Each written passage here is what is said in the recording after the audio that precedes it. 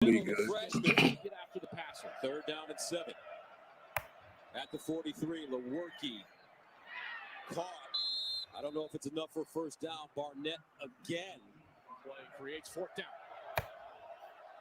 Spartans need a yard. Lewerke looking for the first down, and he has it plus some. And Lewerke conversion. First down at the Michigan 30 for Michigan State. Lewerke down the seam. There you go. You're looking at last year's Michigan State game. Unfortunately, a touchdown for Michigan State, but still a touchdown for the Spartans. And, of course, a lot of questions on whether we'll see Michigan State take the field on October 10th. But for now, that doesn't matter. For now, we've got the great Rico Beard with us. Rico Suave, Dave Rieger. Rico is shaking his head because he loves me.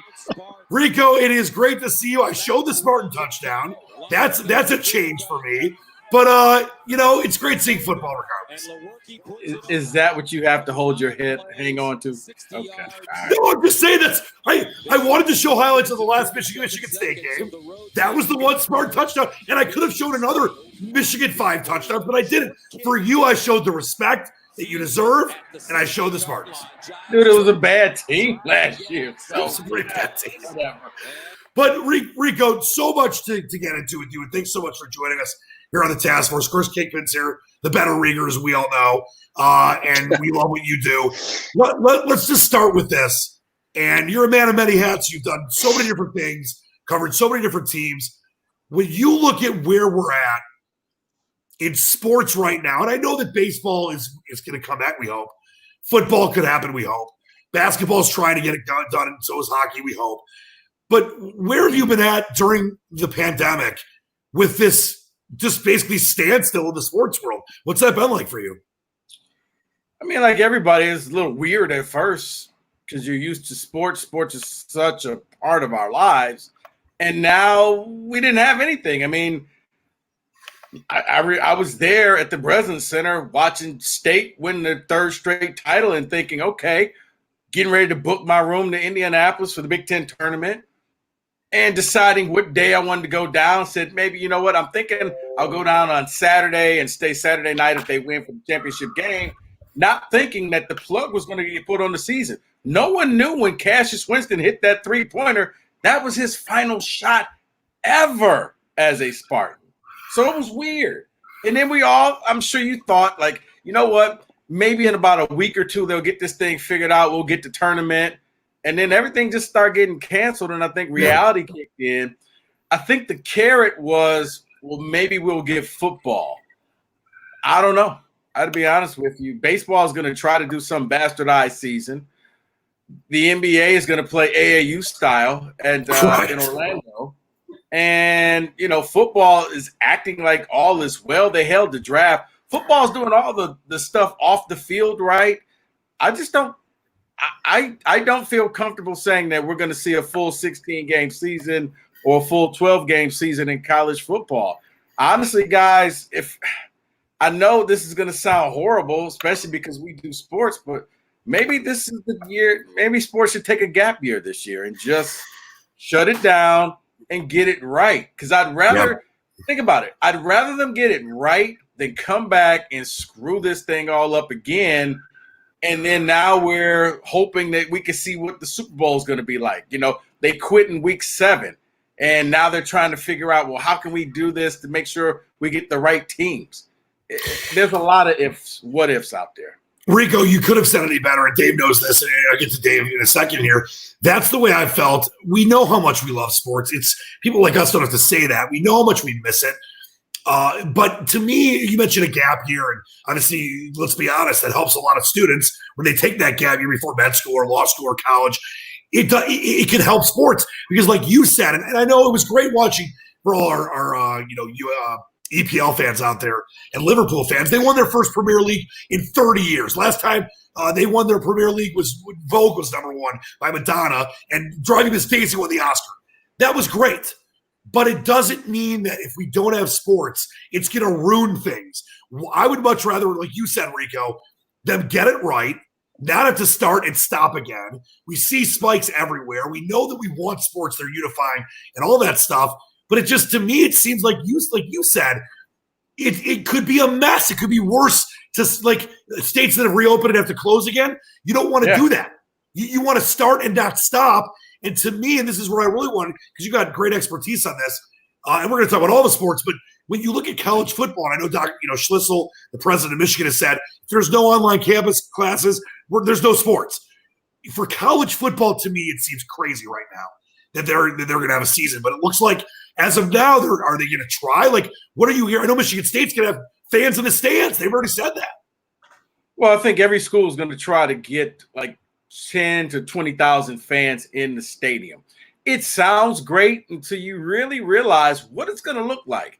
It's going to look like empty stadiums where, I don't know if you guys remember back when Michigan State and Penn State had that lightning game that it was a 5.5 hour delay. And in the end, it was probably about 7,000 people in the stadium. It looked empty.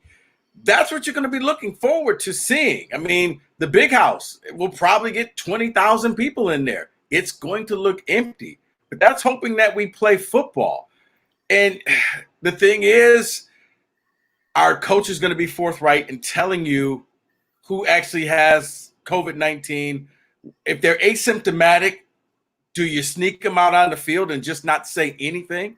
I mean, it's a big week. Justin Fields just popped, and it's Michigan week.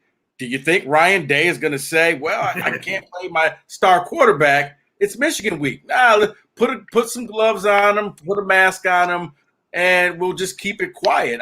I don't think there's too much money on the line for some. If the backup punter gets it, you don't care. If your star player gets it, think about this. If Matt Stafford comes down with it, Matt Patricia's job is on the line. He can't afford 3 weeks with no Stafford. So you think he's not going to try his best to say, oh, no, Matt Stafford, he just has allergies like Patricia. It's November. There's snow on the ground. Allergies to what? It's just allergies. Trust me, guys. Yeah, emotional. Dave, it's a good way to put it. Dave, you work for the Spartan flagship. I mean, what have you run Spartan football and basketball games. Is there anything you've heard about what they're going to try to do? The only thing that I heard is that Michigan State was one of the first colleges to actually put out a plan. From what I understand at Spartan Stadium, seating by like sections where they're going to try to accommodate people based on seniority. That's the only thing I've heard from Michigan State. So they were like one of the first ones to come out with a plan. But I'm with Rico. I thought for a long time at the beginning that there was no way that we were not going to see football. That's what you said. But now I'm worried. So many people are getting sick. Alabama had so many. Clemson. All these athletes that are getting sick. And Rico's right. You're not going to be able to hide it. There's just no way you're going to be able to hide if the player tests positive for COVID-19 and is asymptomatic and it's a star. If it's Matthew Stafford, there's just no way you're going to be able to hide it because they're going to have procedures in place where all this independent testing is being done. Well, so, see, Dave, you might be right. UCLA said they didn't trust their own staff. They didn't trust Chip Kelly that he's going to be honest. So are you actually going to get a third party? Yeah, they're going to have to. If you want to make sure that this is above reproach, the Thursday before the game or the Friday before the game, allow the other team's doctors to look at their players. Then you'll get some honesty. Because if not, man, the doctors could easily say, well, we don't know. Maybe he's just caught a cold. We don't know. I wonder. And then here's the thing. Look at what happened with LSU and Clemson. What if in the middle of the season, Alabama has 40 kids who all test positive? Do you forfeit that game? Do you go out there with the other, 40-some players and play? And then if they lose, does that count against them as a loss? Or do they say, well, they would have won that game? Alabama goes out and loses to Vanderbilt. And because Vanderbilt has a full team and Alabama has half a team. Are they now looking at Bama as, will that loss count? Or will they say, well, we can excuse that loss? Man, there's so many what ifs. There's so many moving parts. The other thing I'm worried about is the testing and how accurate the testing is. 2 weeks ago, we had the golfer who 48 hours prior to being positive was fine. 48 hours later, he has COVID. So that brings up the question: how accurate is the testing that's being done? Also, within a 48-hour period, that's something that it shows up. It's not there, and then it is there. So there's a lot of questions still to be answered. You might be right. It just might be smarter to just shut everything down and start fresh. The question is, when do we start fresh? When will they have a vaccine? It's probably gonna. I mean, is it going to be? I always thought it was going to be next year. I mean, is it going to be when next year? Is it going to be the beginning of 2021? You got to take it as it goes. Is it going to be the middle of 2021? It's a once in every 100 years pandemic. Here's the perfect scenario if that happens. We pick it up in March, and we finish off college basketball season. Yeah, and that's the best thing we can do. We just act like we hit the pause button and we just pick it up from there because those guys couldn't play in the NBA anyway. Right. So all the seniors come on back and you get at least 9-10 more games, play in your conference tournament, play in the NCAA tournament, and then just baseball can start fresh in April, and we just go from there. And that's a great thought, because here's another thing: if you don't have any college sports this year, what happens to all the drafts next year? Well, that's been a question for a long time. I mean, who are you drafting? We didn't see anybody. You have to figure out who's going to be eligible. And Rico mentioned these guys aren't playing in the NBA right now. The NBA hasn't even started again. Can you imagine? By the way, guys, the draft was supposed to be tonight. I was hoping the Pistons would take Obi Toppin out of Dayton tonight. There's no draft. There's no draft lottery. There's nothing. So imagine if Michigan State comes back with Cassius Winston and the boys in next March in 2021, and they get ready to start the Big Ten tournament. Talk about By the way, our man David Hall weighing in with Go Blue there. There's one for you, Rico. But Rico, let's take this a step forward, and whether football comes back this fall, whether they have to wait till next year, all that stuff we can figure that out as we go along here. But when they do play, they're going to play at some point. It might be a year, but they're going to play. I want to get your feelings on the end of the D'Antonio era into the start of the Mel Tucker era when it comes to Spartan football. I had you on my show a few months back. Well, obviously it's 4 months now or 5 months when they hired Mel Tucker. Your feelings on the hiring of him and the feelings on the end of the D'Antonio era. Did it end the way it should have? Could it have ended better? How did that all kind of weigh out for you? Well, no, D'Antonio's the end of D'Antonio, man. That could be a 30 for 30 because we still really don't know what happened. You're right. You could see this entire season. He kind of lost his drive. I'm not going to say he lost his passion, but he just lost his drive. His tolerance level wasn't where it was, where, he was kind of laid back. I know people always see the snarly looks, but his press conferences were pretty good. I remember Angelique Shingelis was up there she was like, why do people think he's such a grumpy man? I'm like, because they'll take one photo of him and they'll run that photo of him looking angry, but really he has a sense of humor. But this past season, he was very short with the media. Press conferences were like pulling teeth. We would ask him questions and he didn't want to answer. I mean, one time he was like, well, that's just a dumbass question. It's like, whoa, it's kind of like the first time you heard your parents swear, like, whoa, right. Okay. Okay. Mark's a little upset. And then it the way it ended, I think we all knew that changes needed to be made, but I don't think Mark was willing to make the changes. And the next thing you know, I mean, and I do think that it has something to do with the whole Blackwell lawsuit that was out there. And he just walked away, and it was just spur of the moment. I was in the dentist's chair, and people were texting me like, "Hey, is D'Antonio about to quit?" And I'm like, "I have no idea what you're talking about. I'm in the dentist, so I'll check and see." When I got out, and sure enough, that's what it was. So his legacy, it kind of hurt, but I think over time, people are going to remember what he did and what he brought. And he was probably one of the most successful coaches at Michigan State since the 60s, since the days of Duffy. Yeah. I mean, bringing Big Ten championship, he raised the bar. The problem was, guys, he became his own worst enemy. He couldn't duplicate what he did from 2013 to 2015 when Michigan State was one of the big boys of college football. National power. With college football, Michigan State's winning and knocking. They're beating Ohio State. beating Ohio State at home. They're doing everything that they need to do. And fans got used to that. And then they wanted more, and he couldn't deliver more. And the game, his style kind of got passed over, and he wasn't willing to adapt. Mel Tucker comes in, and everybody thought that it was going to be Cincinnati's coach. Luke Fickell. That was the dream. It was Luke Fickell, and talking to some people, and of course, you never know. It's kind of like, when you pick your girlfriend, like, no, or your wife. This was the one for me. But they said, look, they liked Fickell.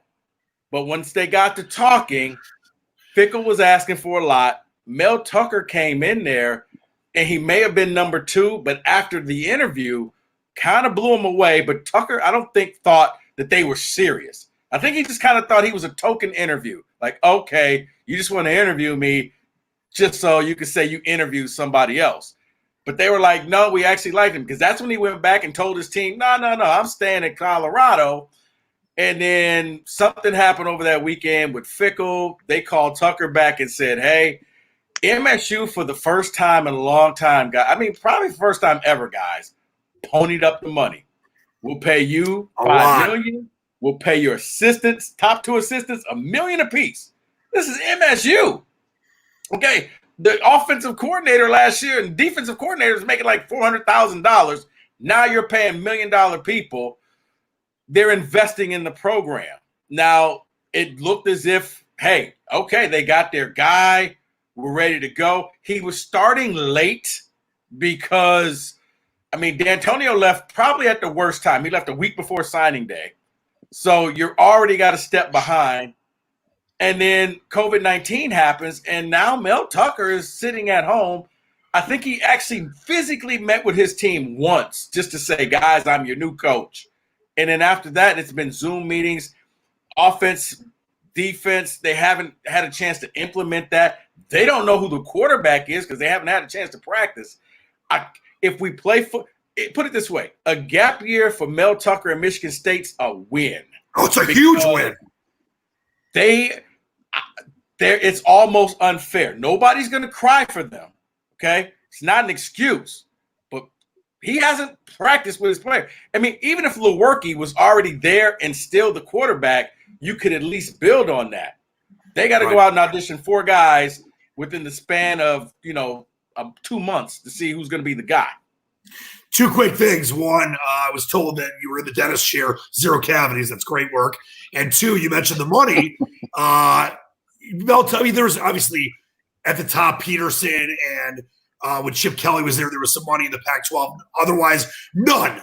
So the money that Michigan State, as you mentioned, to invest in the program, ponied up, was so much more. And if I'm not mistaken, Rico, correct me if I'm wrong, I think Tucker of the 12 teams was making like the 10th most money. Something like that, 9th or 10th most money in the Pac-12. I know he was towards the bottom. At one point, I believe, before someone got re-signed, he was the last.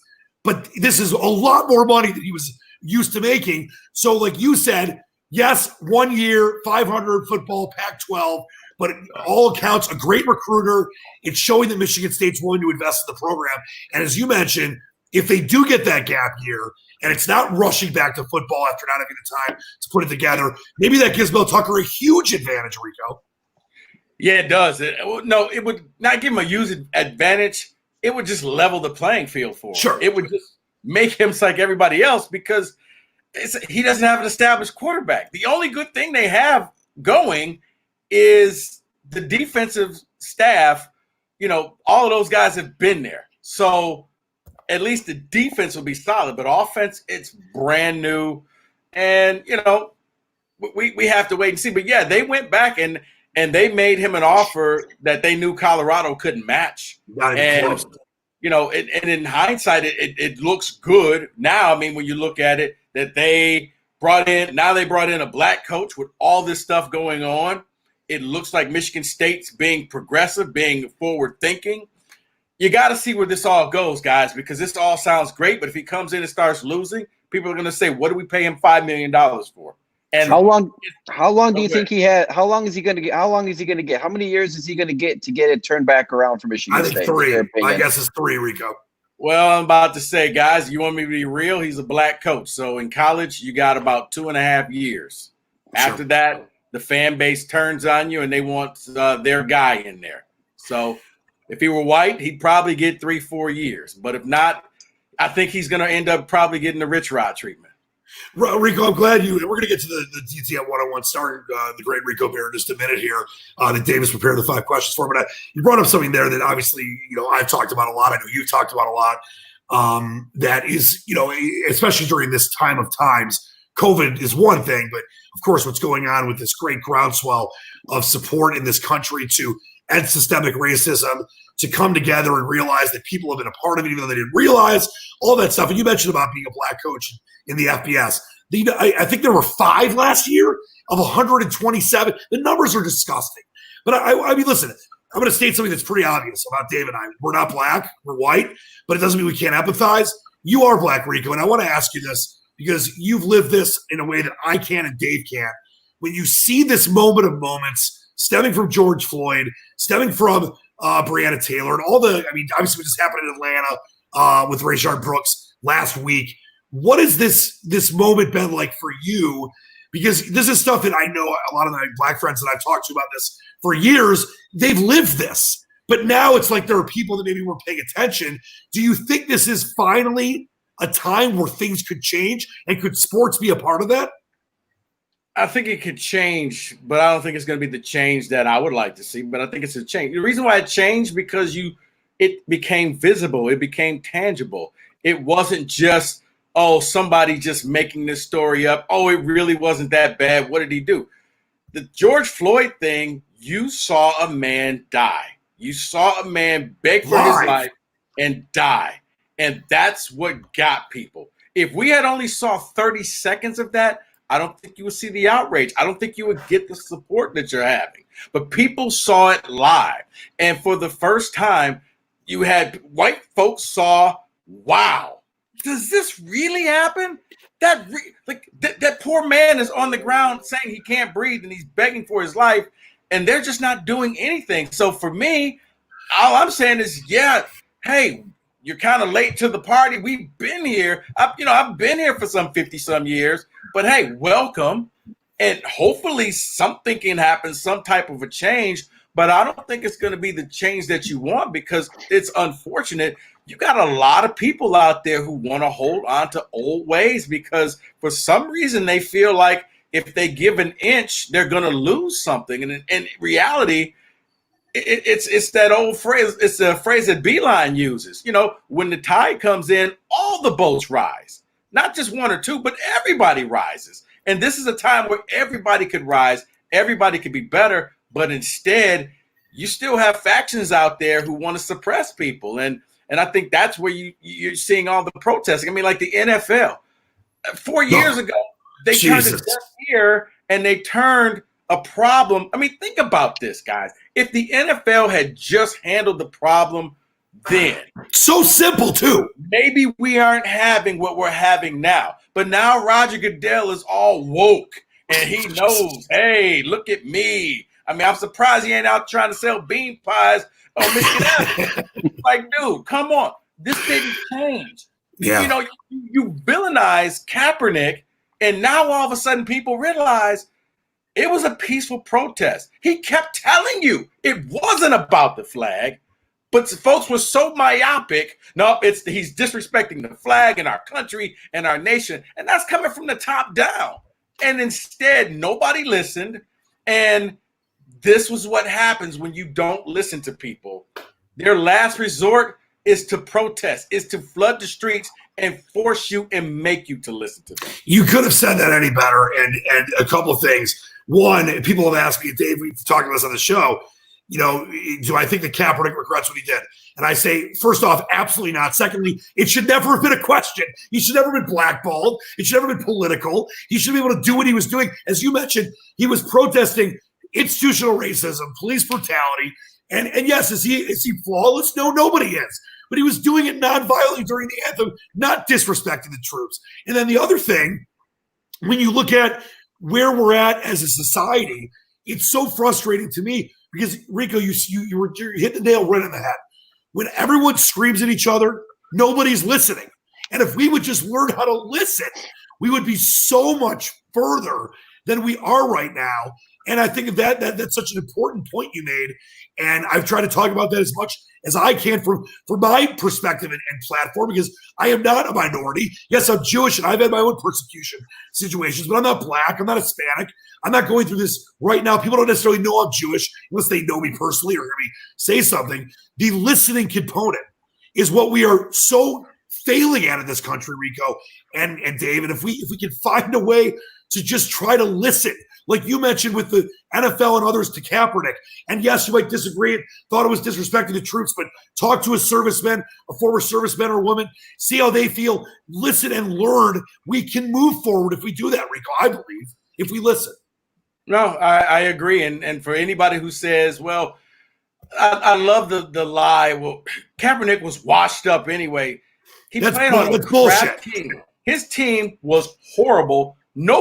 Everybody was injured and hurt. Nobody's in the league. And oh, by the way, I think he was responsible for 20 touchdowns and 4 interceptions. Yes. So and that was his final year. They had just been to a Super Bowl, Rico. Yeah. You know what? That team was in dire straits. Harbaugh had just left. Yeah. They were a rudderless ship. They were just tanking at that point. And they blame him for this. Nah, he should be on a roster. He should have been on a roster. And he's not willing to be a backup. Honestly, I think he's better than probably 15 or 16 quarterbacks playing right now. Couldn't agree with you more. He couldn't go down to Jacksonville and play and take that job. Yeah, well, Rico, not only is he better than maybe the majority of backups now, he was better than 10 starters at different points last season and the season before. Yes, we don't know exactly how he's going to be after being away from the game for a little while, but he was blackballed. It's total bullshit. I'm sorry to swear. Dan, here's the thing. Think about this. Mike Vick was gone for 3 years in jail. He came back, and he was still Michael Vick. So right. Kaepernick, it's not like he's been sitting around eating ho-hos and drinking beer. He still looks like he's in shape. I had some guy like, well, he's got a belly. Look at him. He's not in shape. Dude, if that's not in shape, then I need to eat what he eats because he looked really good. I'm like, are you kidding me? He's got a stomach. Look at him like, dude, just admit you don't want him in the league because you didn't like his stance. That's what at least be honest and say, I don't like the stance that you took. But don't give me this bull crap where you can't play and you're out of shape and whatever. I'm done with that. Haters gonna hate. Yeah, Dave, before we get to the one-on-one, the floor is yours, Kingpin. I agree with Rico. I think that if you don't want Kaepernick back in, it's just because of the stance that he took with the flag. My question is, if no team does end up getting him and he doesn't ever come back, does he regret what he did, Rico, in your opinion? I don't think so. I think in the end, you know what he's going to end up? He's going to end up becoming Muhammad Ali. And think about this, guys. We know Muhammad Ali, he's the greatest and everybody loves him. But if you go back and you look at history, during the time Ali did what he did, he was hated. He was Kaepernick. He had everything stripped from him. He was broke. Okay, he couldn't make any money because he got ostracized by our society for saying, I don't want to fight the Viet Cong because the Viet Cong never called me an N-word. So I'm not going to fight them. I got no beef with them. And people didn't like that and said, no, you can't do that. You don't love America. It's amazing how loving America always comes up in these types of things. Yep. But for Ali, he was gone. Now, as years went on, those people died off and people realized, man, Ali was right the whole time. And by the time he died, he was embraced. Kaepernick won't be appreciated in our time. He won't. But give it about 10 years and he's going to be a case study of everything that was done wrong and how we did this guy wrong. You look at John Carlos and Tommy Smith raising the fist at the Olympics. Yep. And they got kicked out the Olympics immediately. Years later, they became icons. So, Dave, I don't think he's going to regret it. I think he just knows, you know what? Sometimes when you're right, you're going to be on an island. But eventually, people are going to come and join you on that island. Beautifully said. And Dave, you know how I feel, and I brought this up on several shows recently because people keep asking about it. A lot of viewers have been asking. Not only will he not regret it, but as you mentioned, Rico, it takes this courage. And yes, is he making good money with Nike and is he fine financially? Sure. But it's about the principle. And he was blackballed, which we know is BS. And to see what he created and that, like you said, Rico, Goodell in his basement. Oh, yeah, you know what? We were wrong. Where were you 4 years ago? Where were you? He was trying to learn another brother handshake to do at the draft. Like, look at me. Ridiculous. All right, we're going to get right into the Dan Leach one-on-one starting Rico Beard. But really quickly, I want to take a moment to thank our friends, the first sponsor of the task force, our great friends, Doug and Scott, Michigan's finest cannabis company. You guys see all the information right there. And by the way, people might say, well, Leach, why would you want a cannabis company sponsoring your show when you are 9 years sober going on 10 years sober? Well, I'll tell you why. Because one of their main missions is to get people off opiates. And if that means using CBD or marijuana, that's a great thing because opiates are a killer. Also for all the other situations of people, alcoholism. I know me and Darren McCarty on this show talked about how he was able to get his alcoholism problems to the forefront using CBD and marijuana. So welcome the guys. They're opening July 6th. The info is down there, and in part, they make the show possible. So thank you to Doug and Scott. We love them and wish them nothing but success. Thanks for being part of the task force. All right, boys. Dave, are you ready? Go ahead, Rico. Not that Doug and Scott, though. No, not that. Definitely not that. Okay. If it was like a craft beer company. Okay. Doug and Scott, my guys. All right, so Dave is prepared. He spends hours and hours, Rico, on these questions. Are you ready for your first Dan Leach one-on-one starring Rico Beard? I know you're ready. Let's go for it.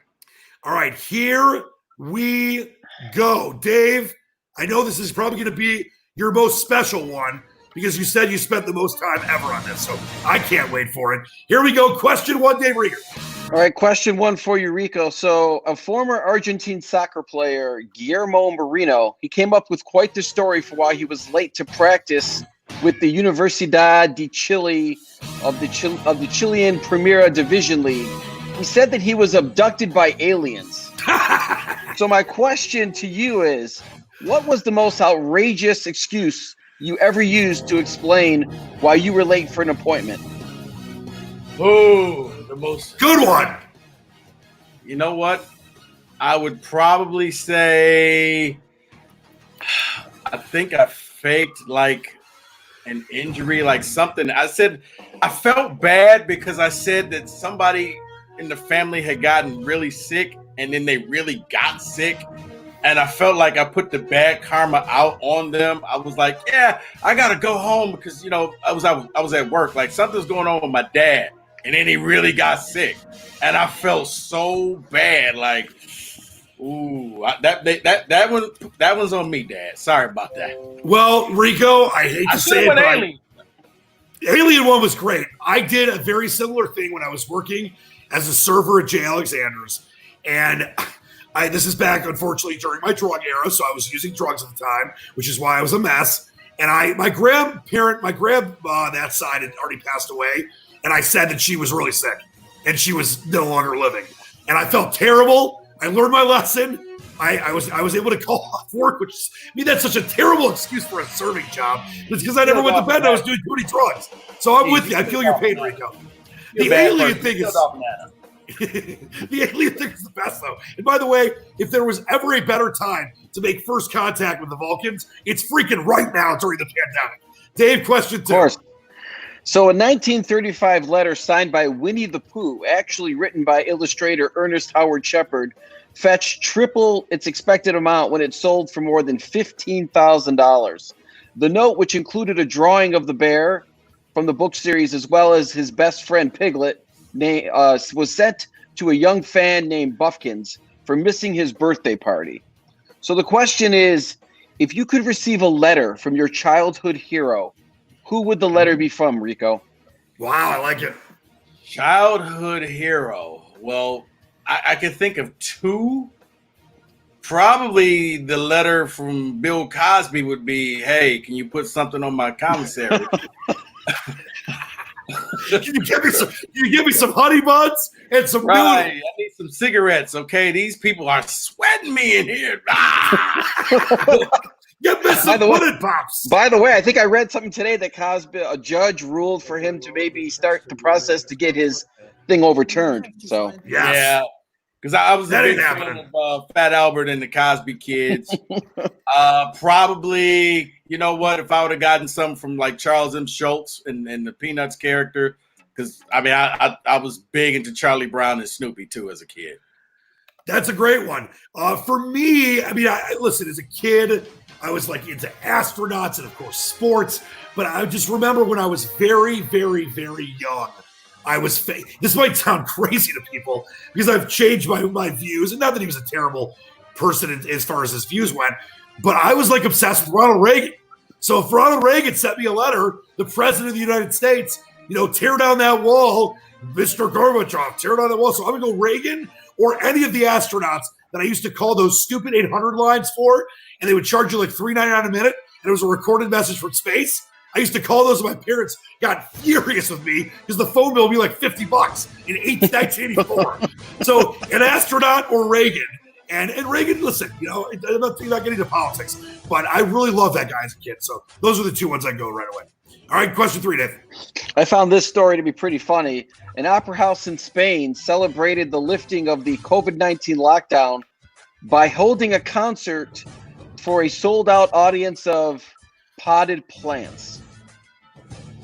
So, if you were part of a band or a symphony, what objects would you like to perform in front of, Rico? You know what? If I was a part of a band, I think in order to hype me up or a group, those like those things at the car show that like wave around, the waving. Oh yeah, those happy, fantastic fly guys. Yeah, because at least it looks like the crowd is into your music. I mean, if you just set a photo there, it's stagnant. But if all of those things are just going on their own, it would hype me up and thinking, okay, yeah. So I would want those waving arm guys. Waving, heavy, incredible guys. That's a great answer. Now, for me, I don't know if it was the KBO, the Korean Baseball Organization, or one of the soccer leagues, but they got in trouble for having sex robot like cutouts in the stands. So that'd be my first guess, or my first answer. But I think that if I could play to like 100,000 cans of Monster, that would be very inspiring. You could create them at the pyramids. You can make them into little human kind things. So either the sex robot guys or Monster Kids. Dave, question 4. So the makers of Rubik's Cube announced that they are celebrating the puzzle's 40th anniversary by attempting a Guinness Book of World Records for the most people simultaneously solving the cubes. This was supposed to happen today at 3:00. I do not know if they broke the record.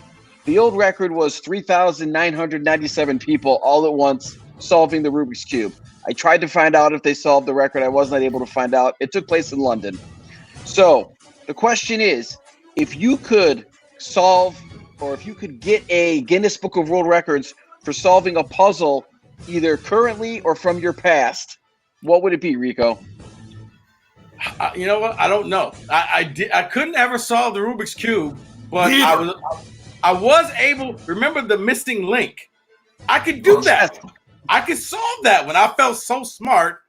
Also, I mean, I like actually doing puzzles, but if the Guinness World Book of Records may go back to college because I think I still have the winning streak for playing Monopoly. Nobody could ever beat me in Monopoly. Okay. Ever. Monopoly is the bee's knees. I would probably have to go, for some reason, just Tetris came into mind. I would want to have the record for Tetris because as a kid on Nintendo, the original entertainment system, I was a Tetris king, but I never was that good. So I'd want to have the record for Tetris. All right, Dave, let's sit down the Parkers Guys with question 5. So question 5, the appearance of a mysterious white object in the sky over northern Japan on Wednesday set social media ablaze, with speculations ranging from UFOs to the coronavirus to Godzilla. So the question is, what do you guys think this white cloud over Japan was? Maybe it was the big green Spartan smoke machine. Maybe it was a combination of aliens dropping off the cure for the coronavirus. Like, okay, That's I think a great this answer. experiment's gone on long enough. Let's drop the cure down there. These people are suffering, so put it in the air and hopefully they can have football. That is a great answer, and it's definitely aliens. And I'm telling you, like I said, if there's ever a time to make first contact, it probably is now. But it's one of those things where, can you imagine if the aliens, this was some test they were putting us through? Like they wanted to see how we react to a pandemic in modern times. It has to be aliens. By the way, if you guys have noticed, maybe we're born right now, but there have been so many sightings compared to like, not that there's not a lot of sightings always that people think there are. In the last 2-3 months, there have been sightings like every night, it seems like. I've seen all these crazy videos. So there was definitely aliens, Dave. And they are, what do you think it was, Reeks? I think it was Godzilla. I think it was God. I think It was Godzilla. Godzilla? I think Godzilla was going to deliver the vaccine for the coronavirus. Godzilla. If you've watched any monster movies, you just don't want Godzilla. No, in your you town. don't want it. He is the drunk guest who just tears up everything with that tail. A side note, Dave, before you hit your last question, fortunately, right before the pandemic happened was my birthday, and I spent it in Flagstaff at an observatory looking at stars. So it was the guy who I guess found Pluto. He created this place, and yeah, it was real cool. They like had all of these different telescopes I got to look through. Love it, Dave. Nice. Great job, Rico. That might have been some of our best answers ever. So, Yeah, pretty good, Dave Rico. still's got one more question, right? No, that was all 5. You got That them was all. 5. That was 5. Okay. You All got right. an A+, Reeks. You enjoyed it, didn't you, Rico? Rico wants more questions. You want, I did. Dave, you got a bonus? Dave, you got a bonus question?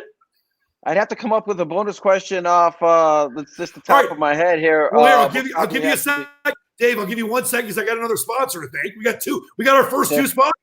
Our great friends at Thomas McGee's Sporting House. It's located in Detroit's beautiful Eastern Market. And I will tell you this, we know we don't have sports right now like baseball and football and hockey and basketball yet, but there's still soccer and there's no and boxing, and Dana White doesn't care. He's going to have UFC fights on islands and Neptune, but it's the best place to watch MMA, boxing, soccer. They open up at 6 a.m. They'll open up, at midnight if there's a World Cup game. So check them out. Thomas McGee's Sporting House. They've won multiple awards. Beautiful Eastern Market, and a lot of specials coming up. And we have some more stuff from them coming up soon. My man Eric Olson is the king, so please check them out. They've got a great Facebook page and website as well. Thank you for being part of the task force. They definitely help this show happen. So thanks a lot. Dave, do we have a bonus question for the great Rico Beard? I do remember our good friend Tony Paul wrote a story a couple weeks ago about a guy who collects baseball cards, football cards. He started collecting Civil War cards. I don't know if you saw this story, but a guy actually received a signed Abraham Lincoln card from this Civil War set. And it was going to, I don't know. I mean, I have no idea what this thing I was want the worth. Lincoln card. But here's the question.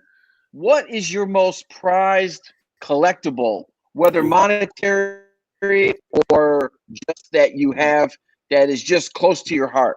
What is the one thing that you have as far as a collectible is concerned?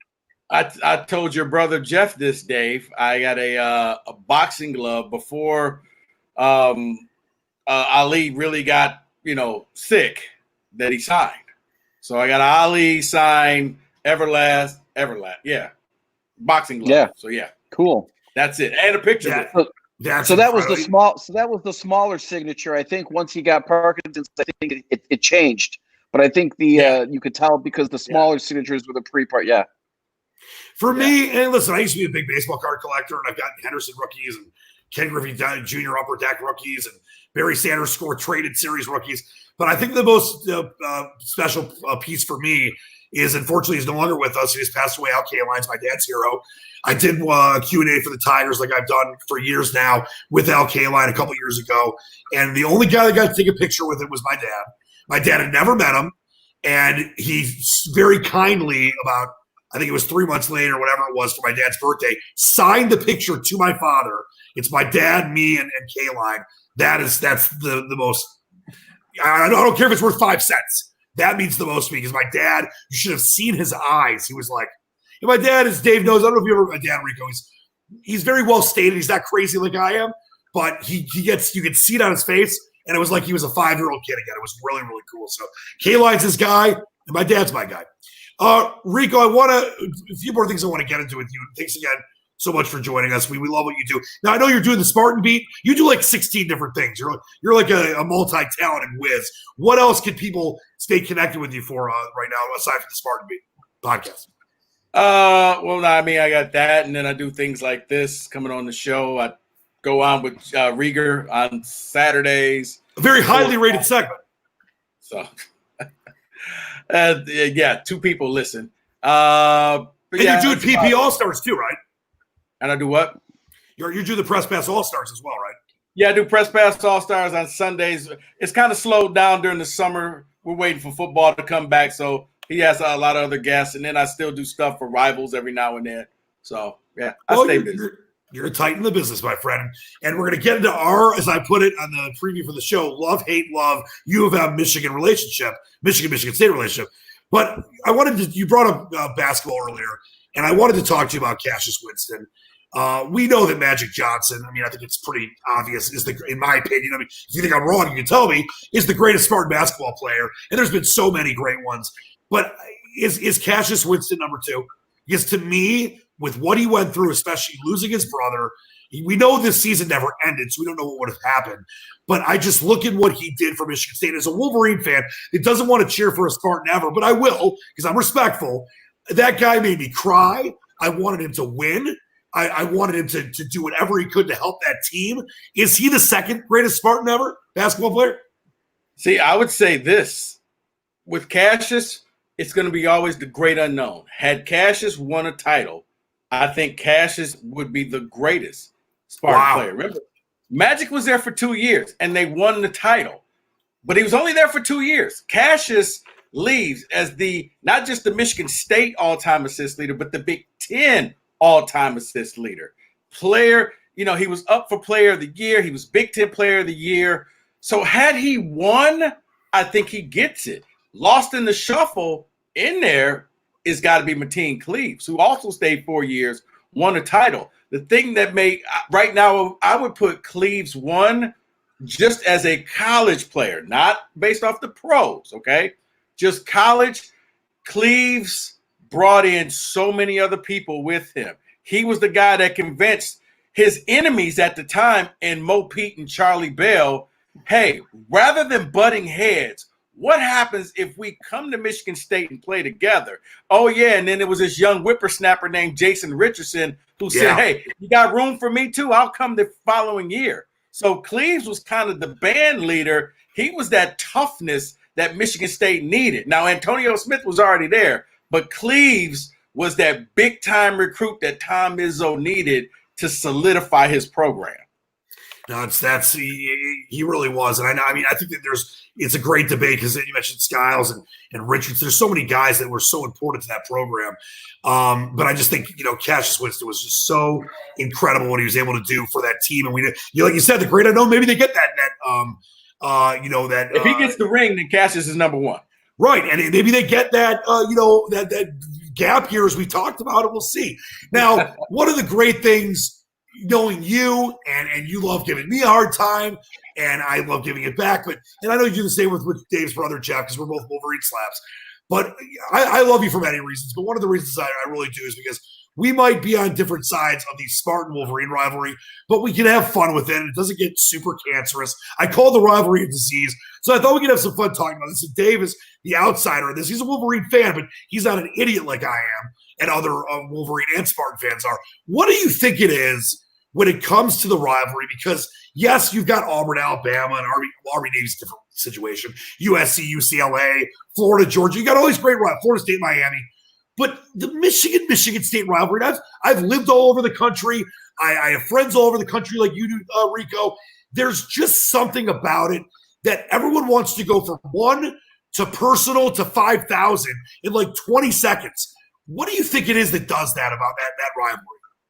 I mean, you share the same backyard. I mean, you got to see people. You work with them. Your family members. You see when your team wins, it's great. And the thing about the rivalry, it expands more than just football.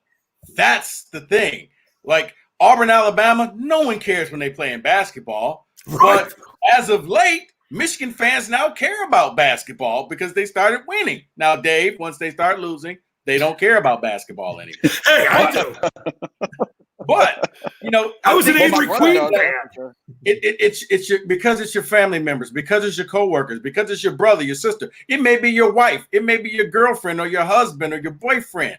It's somebody in your family that for that 3 hours, they're the enemy, and you can't wait to rub it in when your team wins. And when they lose, it's just a stupid, silly game anyway. I don't care. Yep. Dave, exactly. As I mentioned, you are the outside in the sense that you're not sucked in like me and your brother are, or Rico or others that are so connected to those teams and programs. And by the way, I was Maceo Baston, Avery Queen. I was all about the Michigan team when they were good or bad.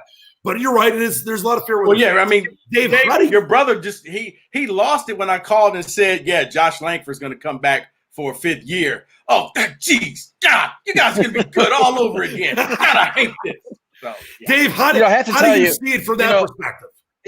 First of all, I'm a graduate of Wayne State University, so I have I have no dog in the fight when it comes to Michigan and Michigan State. As a kid, yes, Jeff and I grew up Michigan fans.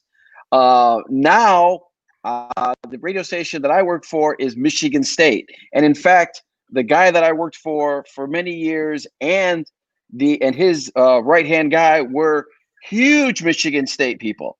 So I'm both ways, Michigan State. My brother is a giant Michigan fan, but a huge Michigan State basketball fan.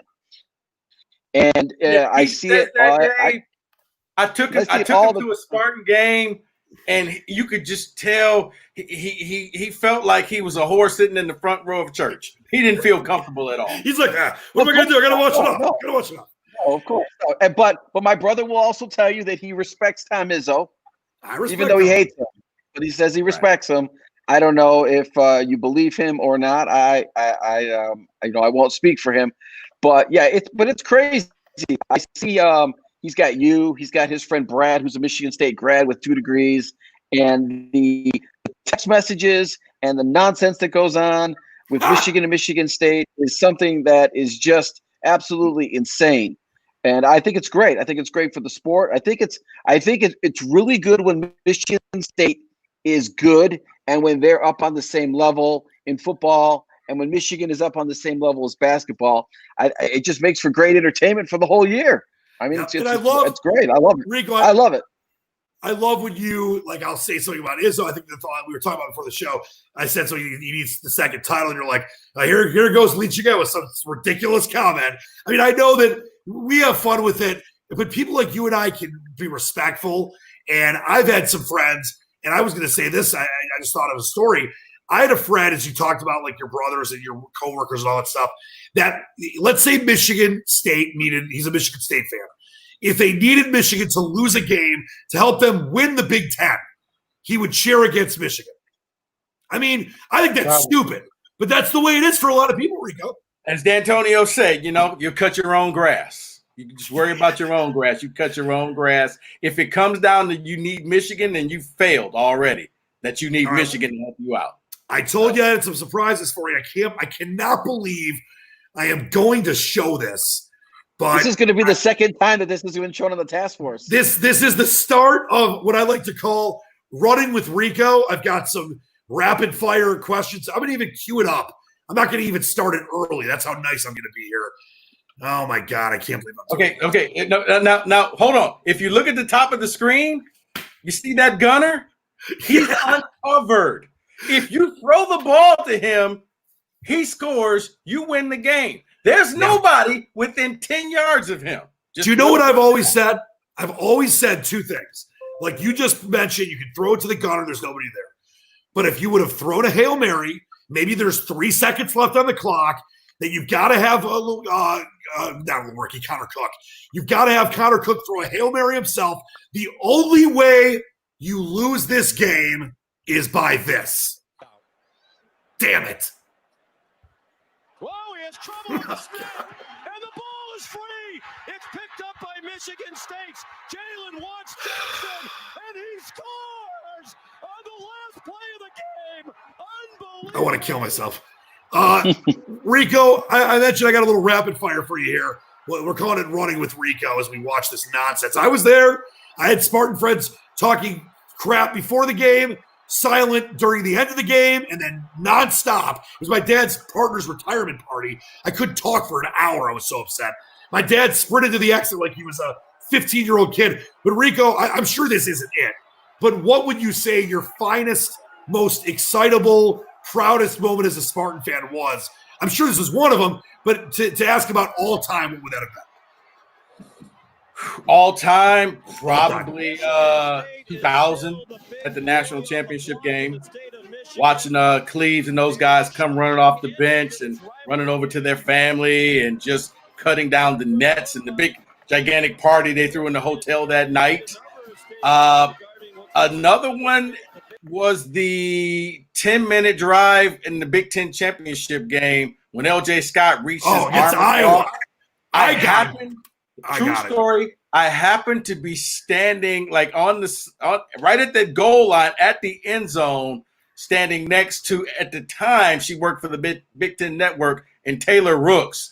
And she's jumping up and down and excited and gave me this big hug. And I'm like, oh boy, we can call this ball game right now. And then at the Rose Bowl a few years earlier for the big stop. I'll be honest, that drive against Iowa, and I had money on Iowa, so that cost me money. I was so enthralled. And like I said, I don't want the Spartans to die in a fiery plane crash. I'm not stupid like that. I did cheer for them in the Rose Bowl, and I did cheer for them against North Carolina because winning a title in their own backyard at Ford Field would have been so cool if Michigan was in the same spot. But that drive against Iowa, Rico, was one of the greatest things I've ever seen. Like, I don't care if you're a Spartan fan, a Wolverine fan, a fan of Slippery Rock, watching the brilliance of that drive to literally like grinding a piece of coal into a diamond to beat Iowa and go to that was incredible. Like, if 9.5 minutes long, I think it was like either 2 or 3 fourth downs they had to convert. And then when you look at LJ Scott, 8 Iowa players went after him, and somehow no one knocked the ball out of his hand. I mean, imagine how hurt you would have been if he fumbled at the one. Oh. You know, another one too, and it was just fun because it was just fun, was that 2000 when they beat the bejesus out of Michigan in the final game. I think it was like 100. Was it like 114 to 60 something? That was we had 68. Yeah, they lit fireworks off in there. Yeah, that was fun. That was fun. Steve Sherry hits point number 100. Yes. What do you guys get? What do you get for 100 points? You get like tacos for a week or some marshmallows or something? That. They had that at halftime. That was 7. All right, here's some more rapid fire running with Rico for you. Athlete that was your hero as a kid. The first athlete as your hero. First athlete that was my hero turned out to be not so good, but it was Ron LaFleur for the Tigers. Oh my God! Not a bad one. No, it wasn't until he got arrested on the field. That's right. But no, I mean, I watched the movie with LeVar Burton playing him. I mean, I remember he was the first autograph. He was like at a Burger King, and I was scared to go up to him to sign my glove because it was like, oh my God, that's him right there. But man, I tried to bat like him. I tried to run like him. I tried to do everything like Ron LaFleur.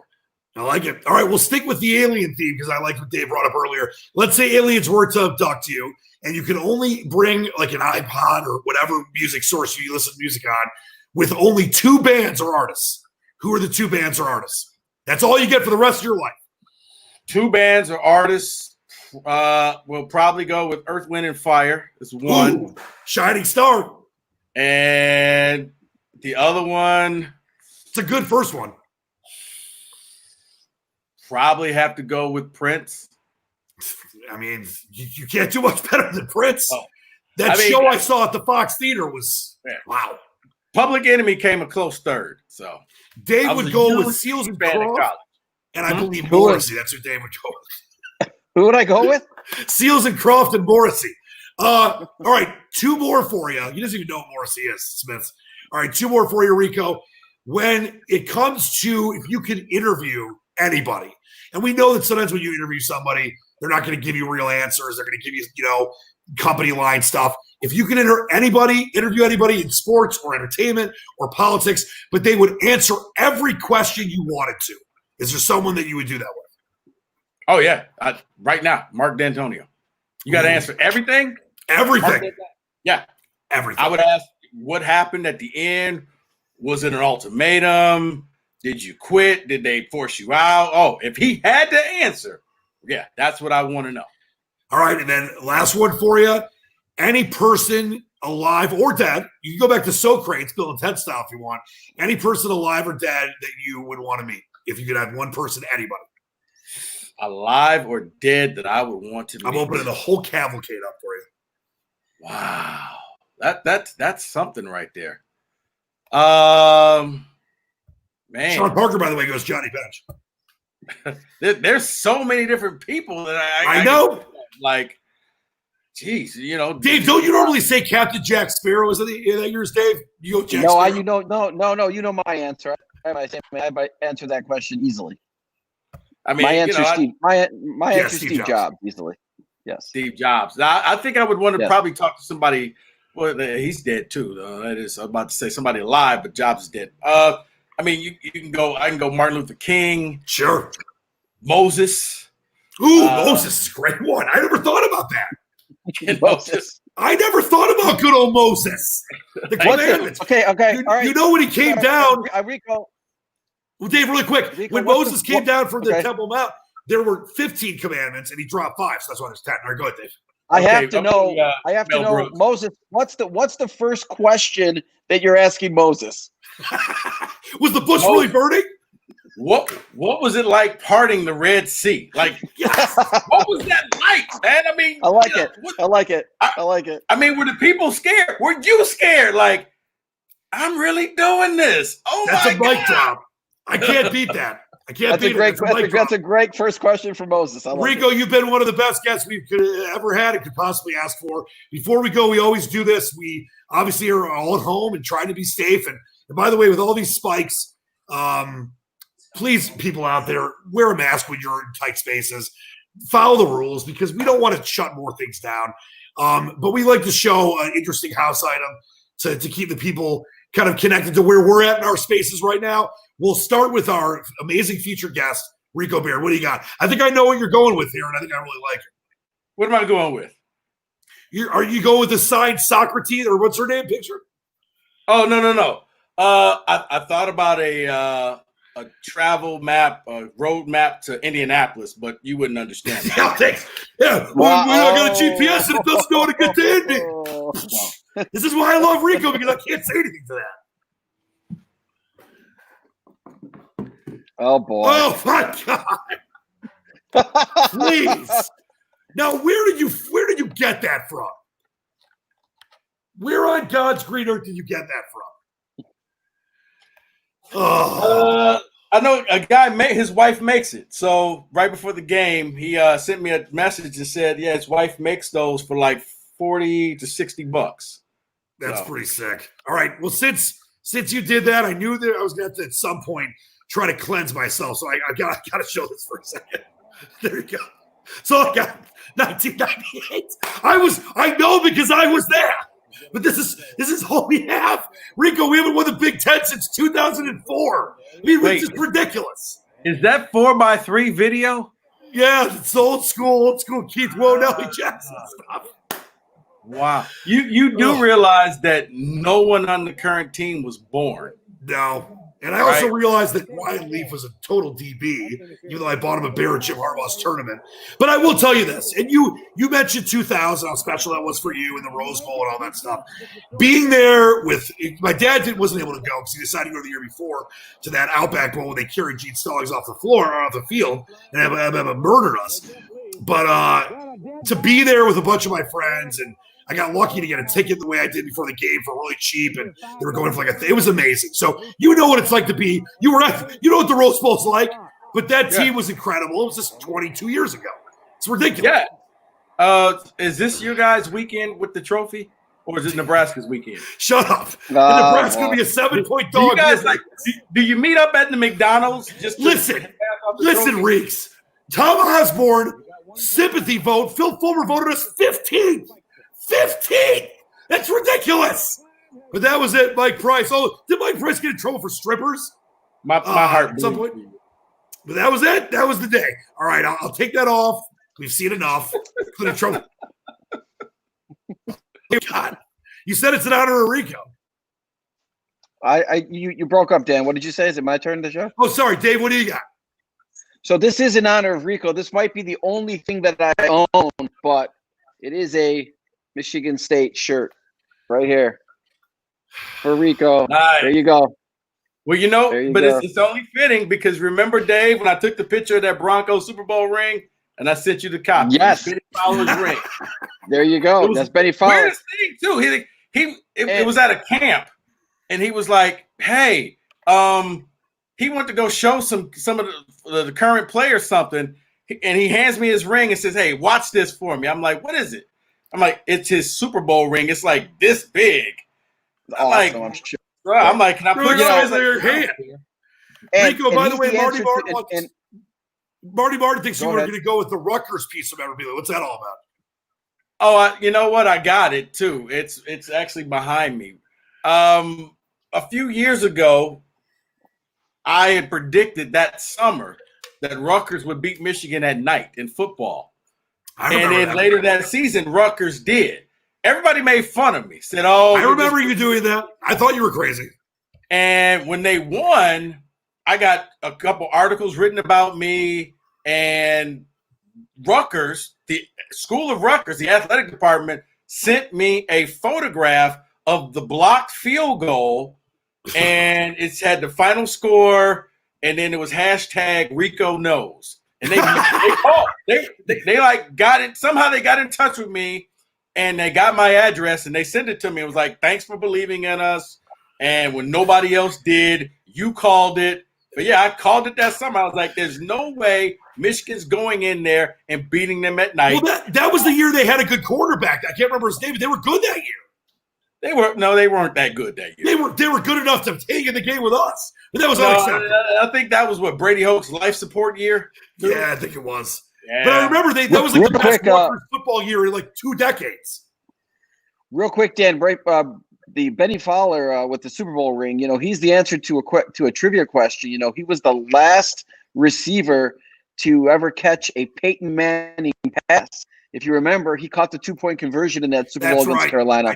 And that was the last pass Peyton Manning ever threw in the NFL. So Benny Fowler is the answer to that trivia question.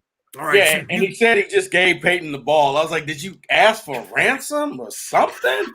Nah, he was Peyton Manning, so I just gave him the ball. I'm like, "Benny, come on, man." So it wasn't like that guy Comerica with the pools falling and all the cuff off again. This is crazy. I mean, Peyton would at least had to buy me an all-expense trip somewhere. He's rich. He could afford it. Yeah, for sure. Definitely. Right, I would have definitely I knew you guys were going to be Spartan-centric, so I thought I'd have some fun with this. And this is the Dave Rieger, Charles Woodson, Michigan jersey that he let me because my other one got stolen. So this is actually that's what happened to that thing. I haven't seen it in years.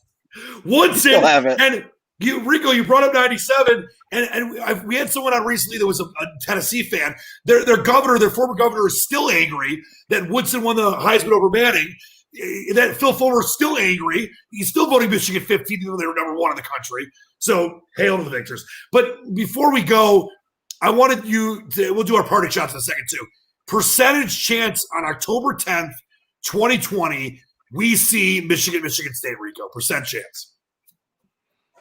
I think it'd still be early enough. So I think that you're probably looking at about 70-80%. Wow. I hope you're right. I'm 50. Now the Michigan-Ohio State game, all bets are off. Yeah. I don't think that one happens. And there's also the idea that has been talked about that they could just go straight to conference. There could be no non-conference. And I mean, I can't even think about football right now because I want it to happen, but there's so many things that have to be better before that, and I don't want it to start and stop. I'd go 50-50 for Michigan State, but I think you're right. The Ohio State game right now is probably 5%, at least how things are standing. Dave, what percent chance would you think you'd be running the Michigan State football game at WJR? A couple months back, I would have said, 90%. Now, 50-50. I don't know. I have no idea if it's going to happen or not. Parting shots. We'll start with the honored guest, the great Rico. Take us out. What do you anything to leave the fine people out there with? You had a lot of people comment. A lot of people love you. So what do you have to say to everybody? I'm glad the people who love me. Thank you. You're guys, good. I mean, honestly, so many things. Just be smart. If you really want football, put on a mask.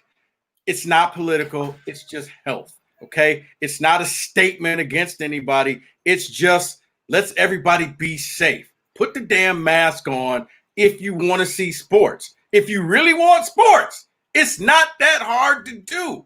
Okay. Don't give me this, I can't breathe, I got a medical condition. You know why? Because when you get sick, that doctor's going to have to wear a mask for about 8 hours to try to patch your ass back up and get you back out there. So wear a mask. And all the other foolishness, I mean, who would have thought that NASCAR would have would be coming around further than the NFL? But they are. I got to give credit to NASCAR. I never paid attention to NASCAR. But I look at the NFL and say, really? NASCAR, a sport that has only had a handful of black drivers ever, and they're outdoing you, Roger Goodell, in the NFL? Shame on you with a sport with 70% black players in it, but you still can't get out of your own way. So that's all I Beautifully said. Beautifully said. And by the way, and I've been very angry. I don't want to end the show. I'm on a good note. A second with David in 1 second here. I've been very angry about people's responses to what happened with Bubba Wallace. I don't care. Thank God it wasn't a hate crime. I don't care if it was mistaken for one thing. It was there for you. Doesn't matter. Bubba Wallace didn't see it. He thought it was a noose. He thought it was, something that was abhorrent, like we all did. But that moment, Rico, of everyone coming together. First off, and you mentioned the Confederate flag stuff, getting rid of that, but all the drivers that started with a text from Jimmy Johnson and like a couple other buddies in the pits or whatever, that ended with them all walking with Bubba Wallace to the national anthem. I was crying. It was incredibly moving, and I don't care that thank God it ended up that it wasn't a hate crime in that sense, like happening right then. It's those moments, like you said earlier, Rico, listening to each other, understanding the pain, and trying to move forward. That moment was transcendent. And thank God, and you're right about that. NASCAR is so far ahead of the NFL. They got to try to catch up, my friend. Yeah, but I mean, as you see, and people, dude, that was a noose in there. It was a total noose. It was a pull thing. Then I see the picture today. I'm like, what the hell are you? That's a noose. And why is it in there? And first, I don't know if they purposely did it for Bubba Wallace. My thing is, why has it been there for a year and nobody taking this thing down? So, yeah. But, yeah. You're right. I mean, listen, but to end on a positive note, if people haven't seen it, watch the video of them coming together and walking up the 300 or 400 NASCAR drivers and pit crews and everyone else. And Bubba Wallace started crying. It was an incredible moment of unity that we need much more of. Dave, parting shots. It's also pretty cool that Bubba Wallace drives the 43, which is owned by Richard Petty. Dave, sorry to interrupt you. Really quick, Dave. Glenn Therian, by the way, our man from Fox 2, Rico, was the mayor your nickname? Glenn he hired me as an intern with Greg Cantor 20 years ago. Yeah, he always calls me the mayor of East Lansing. Well, you are. Glenn's my guy. Sorry, Dave, go ahead. I also used to bowl with Glenn in the AdCraft Bowling League back in the day, too.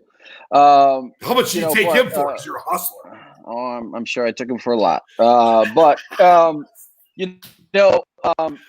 It's cool that Bubba Wallace drives the 43, which is owned by Richard Petty, who was the greatest, NASCAR driver of all time.